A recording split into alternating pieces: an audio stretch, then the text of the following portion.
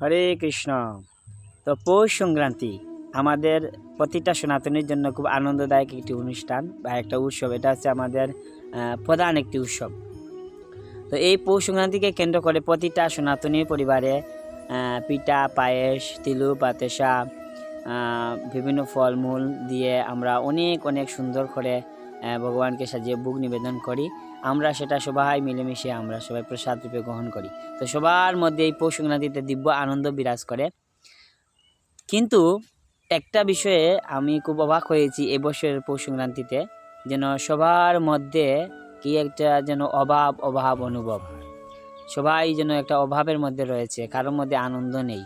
কারণ আমি সেটা উপলব্ধি করেছি যখন সংক্রান্তির দিন সকালে আমি আমার পরিবারের সাথে সংক্রান্তি পালন না করে আমি ছুটে গিয়েছি আমাদের একটা প্রচার কেন্দ্র, একটা চা বাগানে। তো সেখানে সবার কাছে যখন আমি ছুটে গিয়েছি একসাথে মিলে পৌষ সংক্রান্তি করব, কিন্তু সেখানে গিয়ে আমার দারুণ একটা অভিজ্ঞতা হলো। আর সেই অভিজ্ঞতা আপনাদের সাথে শেয়ার করব। আশা করি এই অভিজ্ঞতার মাধ্যমে বা এই বিষয়টা শেয়ার করার মাধ্যমে আমি যেরকম উপকৃত হয়েছি তো আপনারাও উপকৃত হবেন। তো বিষয়টা হচ্ছে, আমি যখন সেখানে চলে গেলাম, তো আমরা সবাই জানি যে চা বাগানের মানুষেরা অত্যন্ত দরিদ্র এবং তারা খুব নিম্নমানের আয় করে থাকেন। তো দেখলাম, আমি গিয়ে যখন প্রথমে গেলাম তখন দেখলাম যে সবার মধ্যে কোনো আনন্দ নেই, সবার মধ্যে হতাশা কিংবা অভাব। কেউ যেন কোনো একটা জিনিসকে তারা মিস করছে। তো আসলে এই বিষয়টা যখন আমি ফিল করলাম, তখন আমার মনে পড়ে গেল যে পূজ্যপাদ দেবর্ষী শ্রীবাসপ্রভুর একটি প্রবচন অনেক আগে শ্রবণ করেছিলাম। তো এই প্রবচনে তিনি বলেছিলেন যে ভক্তি সিদ্ধান্ত সরস্বতী ঠাকুর তিনি বলেছেন যে প্রতিটা মানুষ অভাব অনুভব করছে।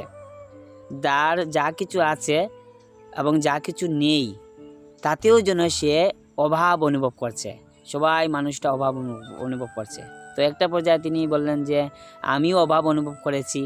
যখন আমি সব কিছু খুঁজছিলাম, আমার এটা পেলে আমি খুশি হব, আমি পেলে আমার আনন্দ হবে, আমার অভাব দূর হবে, আমি এটা পেলাম, তারপরেও যেন ভাবছি আমি কি যেন একটা অভাবের মধ্যে রয়েছি।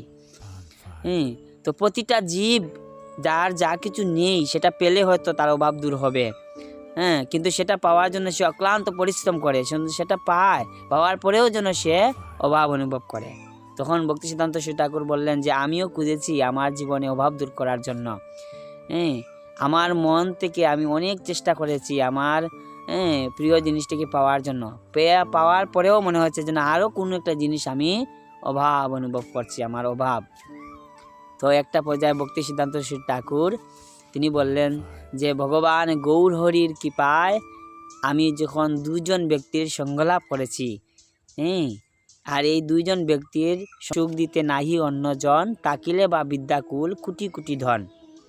তো কৃষ্ণ বিনা সুখ আসলে আমরা যতই চেষ্টা করি না কেন আমরা সুখী হতে পারবো না। যদিও আমরা সেটা কলিযুগ আমরা ভুলে যাই, বিশেষ করে আমি ভুলে যাই। তো শিল প্রভুপাদও বলেছেন chant Hare Krishna and be happy.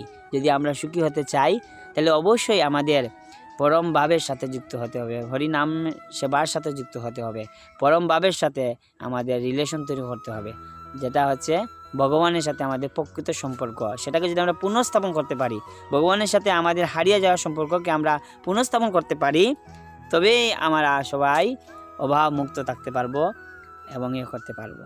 যেটা আমার এবারের সংক্রান্তি থেকে আমার এটাই ফিল হয়েছে যে যখন আমরা নাম সেবার সাথে যুক্ত হয়েছি, ভগবানের সাথে যুক্ত হয়েছি, তখন আমাদের কিছুটা হলে অভাব দূর হয়েছে। আমার এই অভিজ্ঞতা আপনাদের সাথে শেয়ার করলাম।